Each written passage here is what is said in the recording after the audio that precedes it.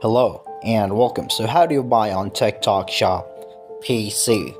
It's going to be really quick, so just hang on tight and let's begin the process here. So first off, you're going to open up your TikTok login right here.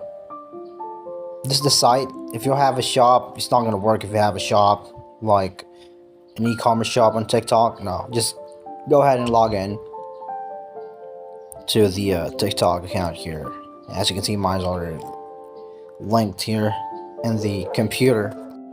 Now, the difference between a phone and a PC is that you don't have direct access to the site here on a PC, but there's ways for us to do this. Is that we should search it here. Let's do this. You could just search any shop name here. There's absolutely accounts that are 100% dedicated to selling stuff. So take for example this one. So these are the accounts that are trending for selling product and linking it to their TikTok shops. Now if you just click on one of their videos, there's links there to be directed to whatever platform they use for drop shipping. So that's fairly easy. That's how you shop here in PC. So I certainly hope this video is of any help for you guys. Thank you so much for watching, and you guys have a nice day.